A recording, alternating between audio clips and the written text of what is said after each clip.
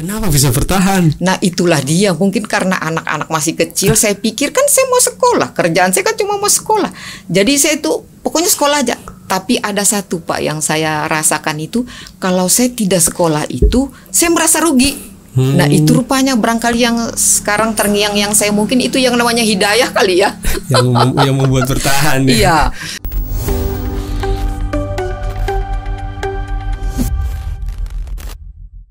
Assalamualaikum warahmatullahi wabarakatuh. Waalaikumsalam warahmatullahi wabarakatuh. Gimana kabarnya Ibu? Alhamdulillah sehat. Sehat. Kita mau tanya-tanya ini Bu, terkait dengan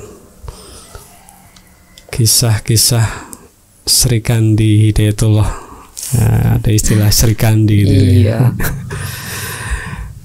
Kalau tidak salah Bu Salmia ini generasi awal ya untuk santri putri. Iya. Waktu itu Ibu masuk tahun berapa Bu? Tahun 72 akhir, berarti Desember ya. Desember. Iya. Umur berapa waktu itu? Umurnya mau 13 tahun. Tahun 60 lahir. Berarti ber-12 ya. Ber-12. 12 kan lulus SD. Iya, sempat saya sekolah SEMIP. SEMIP itu tingkatan SMP. SMP. Iya, di Banjarmasin. Jadi baru umur 12 tahun sudah masuk pesantren. Iya. Gimana ceritanya itu? Iya, jadi begini ceritanya. Pada waktu itu saya di Banjarmasin karena dipelihara oleh nenek saya. Karena saya anak yatim piatu. Bapak masih ada. Nanti saya kelas 6 SD, bapak baru meninggal. Jadi sejak kecil dirawat sama nenek Bu? Bukan. Kelas 3 SD saya dirawat oleh kakak saya. Kemudian saya ada nenek saya itu, dibawalah saya ke Banjarmasin. Sampai saya lulus SD, sempat sekolah SEMIP. Baru saya kembali ke Balikpapan. Tapi bapak sudah meninggal. Kelas 6 SD. Jadi waktu ke Balikpapan ikut siapa Bu? Ya ada kakak saya. Jadi kakak saya itu yang punya suami, ya Pak Talmi itu. Pak Talmi yang diterima. Iya, terus dia bilang tadinya saya itu ke Balikpapan itu mau melanjutkan sekolah di PGA. Tapi kata kakak ipar saya ini, dia bilang ndak usah, ada itu pesantren bagus. Karena Pak Talmi itu sudah pulang pergi, dia ikutin pesantren itu di Gunung Sari. Iya, di Gunung Sari. Iya. Saya ini ndak ngerti, akhirnya masuklah saya juga ngikutin dia. Nah di Gunung Sari itu pada waktu itu kakak kelas saya ya Ibu Ida itu 4 sekawan dianya. Yang Ibu itu ya. Iya. Bu Aida, Bu Marfuah, Ibu Nursiah, Ibu Hasanah. Bu Nur Hasanah. Iya. Jadi tapi Ibu waktu umur baru 12 tahun gitu, apa yang dipikir waktu itu ya? Nah yang saya pikir itu tadi, saya mau lanjutnya PGA kok saya masuk di pesantren. Nah anehnya lagi itu di pesantren Gunung Sari itu, saya ndak ngerti, teman saya tuh banyak besar-besar. Sepertinya orang putus sekolah semua. Karena ada yang 17 tahun, ada yang 20, ada yang 25 tahun. Banyak pada waktu itu. Ada sekitar 40 orang. Tapi habis zuhur aja kan sekolahnya. Nah jadi ada juga mereka tuh yang sekolahnya pagi di PGA, kemudian siangnya di pesantren. Tapi anehnya lagi, ndak berapa bulan teman saya tuh ada 40 kali, semua gugur, ndak ada lagi. Sisa saya sendiri. Iya. Tapi di Gunung Sari kan belum ada pondok ya? Belum, kita masih pulang pergi Pak. Masih pulang pergi. Iya, kemudian masuk lagi. Pokoknya silih berganti aja tuh, tapi selalu saya yang bertahan seorang. Jadi orang santri silih berganti, iya. Tapi Ibu bertahan ya? Iya, saya enggak ngerti. Saya pikir kan karena saya sepertinya saya paling kecil. Jadi saya enggak tahu, saya pikir kan ini sekolah. Kok saya tuh sekolah kok enggak pernah naik kelas. Saya pikir ini sekolah apa gitu ya. Tapi belajar apa Bu? Iya enggak tahu, kata Pak Hasan Ibrahim tuh ngasih belajar hadis hanya 1 aja. Habis asar pulang sudah kita. Jadi nanti bahasa Arab 5 kata pulang sudah kita. Iya. Jadi saya tuh enggak ngerti. Memang siapa sih yang ngerti umur 12 tahun itu? Terus pindah ke Karangrejo, Ibu ikut juga? Iya, terus setelah Gunung Sari pindah habis itu ke rumahnya Pak Jaksa di Gunung Sari. Iya, Gunung Sari. Nah, itu sisa saya sendiri loh Pak, pindahnya semua habis. Terus ada Ibu Asmah yang Pak Hasan Suraji ini kan, terus dia menikah sama Pak Hasan Suraji, hanya berapa bulan aja gitu dia sekolahnya. Nah habis itu lagi pindah di Gunung Malang. Kok Gunung Malang ada lagi? Iya ada lagi, tapi kita ndak perempuannya, nanti pindah ke Karangbugis. Iya. Di Karangbugis itulah baru Pak Usman Pelese ada sewa rumah, kan dia sudah nikah. Yang rumah di pinggir jalan dulu itu kan atapnya daun Pak. Jadi di situ kita sekolahnya, di rumahnya di muka sekolah itu, dan kita bergabung sama putra yang masih kecil-kecilan juga, istilahnya sudah 15-17. Si SMP ya. Iya. Jadi di situ kita hanya pakai tenda kain aja kecil-kecil gitu. Tapi paling cuma berapa 15 orang, tapi habis semua Pak. Selalu saya yang bertahan. Dan itu belum mondok juga, Bu? Belum ada asrama. Masih pulang pergi. Masih pulang pergi. Kemudian setelah itu Pak, berdirilah asrama. Kita ada dibuat masjid sudah, dan ada asrama itu sudah masuk Ibu Rusmala, Eli. Masuk semua sudah itu Bu Rohana, Ibu Ati Kadir. Jadi yang awal tuh hanya saya seorang. Ada teman saya Fatimah gugur juga itu. Dan saya dikasih belajar sama Pak Hasim tuh bahasa Arab berdua itu saja. Yang namanya Nahus Arab itu, yang pakai mujid buku tebal itu. Waduh ya Allah. Dan itu guru saya Pak Hasim. Nah, kenapa Ibu tapi nggak aneh ya? Kenapa bisa bertahan? Nah itulah dia, mungkin karena anak-anak masih kecil. Saya pikir kan saya mau sekolah, kerjaan saya kan cuma mau sekolah. Jadi saya itu pokoknya sekolah aja. Tapi ada satu Pak yang saya rasakan itu, kalau saya tidak sekolah itu saya merasa rugi. Nah itu rupanya barangkali yang sekarang terngiang yang saya, mungkin itu yang namanya hidayah kali ya. Yang membuat bertahan. Iya, saya heran. Nanti kata setelah ada asrama dibuat kalau tidak salah itu tahun 73, tahun 74 kah? Tahun 74 kalau tidak salah. Nah itu masuk sudah itu Bu Rusmala, Bu Eli, siapa-siapa itu sekitar tidak sampai kayaknya 10 orang santrinya. Nah terus saya didatangin sama 14 saya itu di masjid. Masjid dulu kan masih kayu. Karena saya masih pulang pergi, kata 14 saya, "Hei Salmiah," dulu dia panggil saya tuh begitu. Karena kita anak-anak kecil kan. Jadi umur saya tuh pada waktu itu 14 tahun kayaknya. Dia bilang, "Hei Salmiah, kamu kan pulang pergi terus itu di rumah, kau pikir-pikir aja." Maksud dia itu kalau kamu pulang pergi terus, nggak usah kau sekolah di sini. Begitu kayaknya bahasanya dia.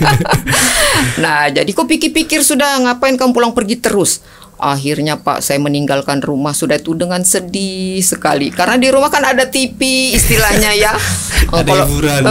Kalau di asrama kan kita sekolah pulang. Jadi kita tuh pakai. Di mana tinggalnya Bu waktu itu? Di Gunung Guntur. Jadi sudah bapak saya meninggal, pensiun, ceritanya beli rumah di Gunung Guntur. Nah Gunung Guntur itu disitulah saya biasa kalau ada, pernah sih dipanggil 14 saya itu kalau tidak salah pengajian di situ. Karena kakak saya Pak Talmi itu aktif di pesantren. Itu beliau itu sejak pertama juga itu. Yang malam Jumat. Iya, kemudian biasa merintis itu dulu masih aktif di sini. Di Gunung Tembak ini ya. Iya, beliau itu. Iya. Jadi sejak ditawari Ustadz untuk suruh pondok, Ibu langsung. Iya. Sedih saya ninggalkan rumah. Karena di rumah kan enak, kalau di pondok kan tidak enak. Karena saya lihat teman-teman saya itu kan kalau makan kan berbagi, ada tugas masak gitu kan. Nah jadi saya di situ setelah saya masuk pondok itu sedih juga sih. Terus kalau kita tugas masak kan dulu itu santri putranya paling 50 orang di Karangbugis itu. Nah yang masak kita, tugas masak saya itu dulu sama Ibu Eli. Dan saya itu masih pulang pergi itu saya sempat mencari dana, donatur kartu kuning itu. Jadi donatur juga? Iya, disuruh sampai Bu Hasanah. Bilang, Sal, sama ada teman saya itu Fatimah kan. Jadi yang pulang pergi itu berdua itu aja Pak. Fatimah sama saya. Jadi pergilah saya dikasih kartu donatur itu. Kamu kesini ya, kesini. Iya. Jadi pada waktu itu saya pergi ke rumah Pak Majid. Ini Pak Kadir Jelani punya orang tua di Kampung Baru. Iya. Itu kan orang kaya Pak, banyak kapalnya. Saya ke situ, dia keluar. Kenapa pas saya ke situ sama teman saya mau bawa kartu kuning tuh pas dia ngitung uangnya banyak sekali uangnya. Kita kan heran-heran aja anak kecil soalnya. Jadi dia bilang kenapa? Ini Pak kita disuruh bawa ini kartu ini kuning. Oh iya sini.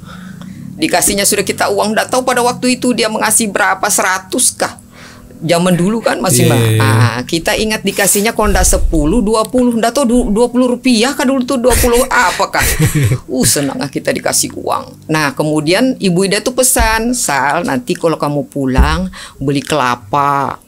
Kelapa itu bukan sebiji Pak, sebiji dipotong 4, 5 rupiah dulu harganya. Jadi 5 baru beli daun singkong.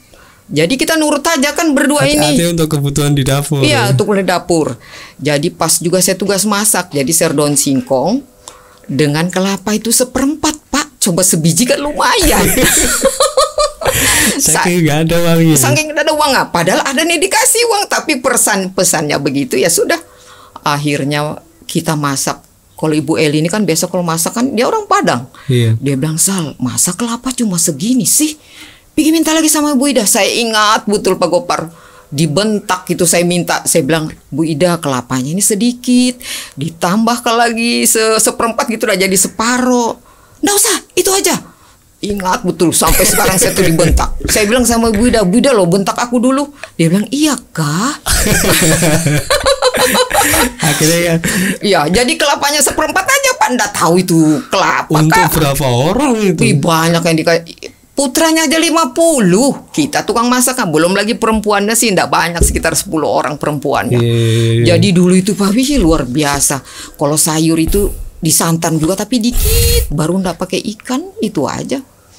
Jadi kita Pak, kalau hari ada Ibu Marpuah itu punya kakak, dia kan Projakal kalau enggak salah itu suaminya, kerjanya dia. Jadi kalau hari Sabtu dia belajar sampah asin tuh dia bawa itu loh, tahu dimasak kecap itu 1 panci. Makan besar sudah kita kalau begitu. Udah pesta di situ. Iya. Jadi dulu kita jadi santri itu Pak, pakai sayur, pakai sambalnya secuit aja. Jadi kita bikin, maklum lah orangnya banyak, uang ada. Jadi kalau saya ingat begitu, sampai kita tuh Pak, kita tugas masak di dapur itu, nasi itu sudah benyek, sudah mau basi lah. Bilang Ibu Eli itu, bilang Sal kita goreng ya, baru kita makan, kita kan lapar. Terserah lah. Pokoknya Bu Eli itu paling rajin. Saya kan paling parut kelapa. Dia tuh kuat itu Bu Eli itu, masaknya dandang-dandang besar itu. Pokoknya dia itu digoreng Pak, itu nasi mau basi, kita makan. Bu Eli itu istrinya Pak Hasan Ibrahim. Oh iya. Ya, saya kalau tugas masak sama dia itu paling rajin. Jadi saya biasa disuruhnya aja, karena saya kecil kan. Terus berapa lama Ibu di Karangbugis? Nah, enggak lama Pak, karena tahun 74 enggak berapa lama, sekitar 5 bulan kalau enggak salah kita pindah tahun 75 ke sini. Ada asrama, pindahlah sudah kita naik truk kalau enggak salah itu. Semua pindah. Putrinya, iya, tapi enggak banyak. Nah, di Putri sini kita pindahnya itu kalau kita mandi Pak jauh ke bawah gunung. Ya sekarang di ini. Di mana Bu? Di SD sini. Yang MI itu sekarang ini. Yang ini dekat jembatan ini. Iya. Di agak ke belakang sedikit tuh ada sumur. Jadi putrinya di atas, di hampir dekat itu ada bangunan yang enggak dipakai itu. Lab. Itu santri putri dulu di situ. Jadi santri putri itu karena pertama itu kan kita banyak nyamuk Pak. Jadi dibikinkan kita kelambu tuh besar, masuk 10 orang. Jadi belum ada nikah waktu itu ya? Kenapa? Belum ada nikah. Belum. Saya nikahnya tahun 77, saya nomor 3. Jadi ini kita cerita asrama dulu ya Pak Gopar ya. Asrama dulu. Jadi kalau kita mau tugas Pak Gopar, kita cari dulu kayu yang ranting-ranting jatuhan tuh. Umpamanya besok kita tugas masak. Kita cari kayu, kita kumpulkan sambil ngangkat air tuh Pak dari bawah itu, penuhin derum ke atas. Jadi kita tugas masak tuh kalau nggak salah bertiga. Jadi pakai ember itu kita angkat, penuhin derum. Jadi nggak boleh diganggu air kita nih, karena besok kita tugas masak. Jadi kalau sudah itu Pak Gopar, kita masak air beras itu yang mendidih itu. Kan hiburan minum itu Pak. Sajin. Iya, antri itu canteng-canteng Pak Gopar. Jadi kita masak airnya banyak-banyak, karena kalau sudah mendidih, sudah mau kental itu, banyak yang mau air beras itu. Jadi itu dulu minuman kita khasnya. Jadi kita punya gula sendiri, kita kasih garam, kalau kasih gula kita minum Pak Gopar. Itu hiburannya waktu masak ya? Iya, hiburannya waktu masak, Masya Allah. Saya ingat betul itu. Yang anehnya, kita itu kok ndak bosan-bosan ya, dan semangat terus. Ndak ada istilahnya kita kok kayak gini sih, mau lari aja ndak ada juga terpikir. Mungkin mungkin karena saya tim piatu kali ya. Nggak ada pikir. Ndak ada. Kalau sayur yang favorit apa waktu itu? Kayaknya yang paling terkenal daun singkong itu sih. Ya, yang favorit kayaknya. Itu sayurnya. Kalau lauknya apa? Ya kalau lauknya itu paling ya ikan teri, ikan tembang. Dulu kan terkenal ikan tembang itu. Ya paling satu-satu. Kayaknya ndak ingat aku makan itu sudah terus Pak Gopar. Ya. Tapi itu semakin banyak santri juga kan Bu ya? Iya, terus datang santri dari anak buahnya Pak siapa itu yang di Handil itu, Pak Yusuf. Pak Yusuf. Sindang. Iya, Sindang Jaya itu putri-putrinya dibawa ada ke sini gitu. Jadi tapi kayaknya sepertinya dia tuh bergrup aja. Jadi khusus kayaknya dia, baru kita. Ya kita ceritanya sudah dewasaan lah. Jadi Ibu waktu santri itu tugasnya memang masak. Iya, dan ada belajarnya. Dan sudah mulai belajar juga di Gunung Timah. Iya. Jadi dulu kita belajar tuh sih nggak ngerti juga, paling kita masuk belajar paling belajarnya cuma diajari satu hadis begitu aja, nggak khusus gitu loh Pak Gopar. Tapi Ibu pintar ceramah itu dari mana? Nah nanti kan berlanjut Pak Gopar, terus lagi Pak Gopar. Tanya Pak Gopar nanti saya jawab. Karena panjang. Tadi kan belajarnya katanya hadis, bahasa Arab, hafalkan berapa kosakata. Terus untuk pendidikan ceramahnya itu di mana? Nah begini, saya waktu di Karangbugis itu Pak Hasim guru saya itu dia melajarkan surat An-Nisa, An-Nur, Al-Ahzab, surat-surat wanita, dan itu dihafal, dan itu ditulis juga, dibikin hot. Siapa paling cantik nilainya 7. Jadi kita menulis. Jadi setiap hari kita ada PR. Pokoknya minimal setiap hari kalau ndak 1 ayat 2 ayat. Jadi kita belajar menulis yang cantik. Kalau zaman dulu kan kita menulisnya indah kan, nulis indah gitu kan ya. Ada buku saya itu Pak Gopar nggak tahu kemana, padahal saya simpan sudah lamanya itu. Jadi cantik Pak Gopar. Nah disitulah kita akhirnya nanti dengan ayat-ayat itu kita disuruh mengajar. Guru pertama kali saya juga di sini mengajar sanawiyah aliyah. Dengan ngajar itu dari itu. Dari itu. Tapi ini belum, nih baru tahu. Kan belum nikah Pak Gopar. Terus tadi kan masih cerita di asrama. Nah sekarang nih proses pernikahan lagi. Pak Gopar tanya dulu. Nanti dulu, nikahnya nanti dulu. Saya mau masalah santri ini. Jadi ketika jadi santri itu apa sebenarnya diajarkan Ustadz Abdullah Said? Nah beliau itu hanya pengajian setiap malam Jumat. Tapi kalau beliau itu ceramah kemana-mana, kita bisa ikut. Nah, tapi saya dulu kan masih pulang pergi, jadi di mana beliau ceramah, saya ikut. Dan saya punya cita-cita di saat itu, seolah-olah Pak Abdullah itu idola saya. Dan saya bercita-cita saya ingin hebat seperti Pak Abdullah Said, pintar ceramah. Nah, itu cita-cita saya. Padahal saya nggak ngerti. Tapi tertarik gitu dengan ceramah. Kalau saya bangga betul kalau bilang orang, siapa yang ceramah? Itu guru saya itu. Saya bilang begitu, bangga saya kalau dia kemana-mana. Bayangkan itu Pak Gopar, dia pertama kali Idul Fitri mengisi di lapangan Persora Perkesit. Persora Perkesit ya? Iya. Tahu? Besar itu. Ya lapangan sekarang sepak bola. Iya. Saya itu dari Gunung Guntur jalan kaki ke lapangan Persora itu karena saya bangga dia yang jadi khotbah Idul Fitri. Jalan kaki Pak Gopar. Bayangkan saya setarnya itu dari sudah 5:30 lah, karena kan jam 7 kan mulai sholat. 5:30 sudah berangkat. Semangatnya saya. Dulu kan kita kalau zaman dulu Pak Gopar, kita di mana ada lapangan tuh berduyun-duyun orang jalan kaki itu. Dulu ndak ada susah mobil. Taksinya angkotnya kayu. Takut kayu. Iya, jadi ndak ada itu rame-rame. Jadi kalau orang singgah masjid sini saya terus aja. Jalan tembus Karangjati itu ada dulu jalanan tembus, jalan situ kita bangganya saya. Padahal orang juga nggak kenal saya. Cuma ada perasaan dalam dorongan itu ya. Iya, bangga sekali. Terus ketika jadi santri itu nggak ada rasa tadi goncang-goncang gitu loh. Nah, sebenarnya ada juga Pak Gopar. Saya pikir kenapa sih saya di sini terus, baru sekolahnya ndak naik kelas, baru makannya begitu. Dulu kita setiap jam 2 sholat lail loh Pak Gopar. Ada malamnya kalau malam Jumat kita sholat lail dari asrama di gunung itu turun ke bawah. Baru lewatin hutan pohon-pohon pisang ini, beraninya kita itu. Siapa yang bangunin, Bu? Ya kita dibangunin, ada yang Ibu Marpuah itu kan ketua asramanya, istri Pak Mahmud itu, bangun-bangun sholat lail. Jadi kalau malam Jumat itu kita sholat lailnya di bawah. Masjidnya itu masih kayu Pak Gopar. Jadi kalau hujan lebat, angin, kedinginan lah kita di belakang itu. Jadi kalau kita batal, ndak ada air. Bayangkan gini Bu, perempuan, santri putri, kondisi terbatas, air terbatas, nyamuk banyak. Gimana bisa betah itu loh?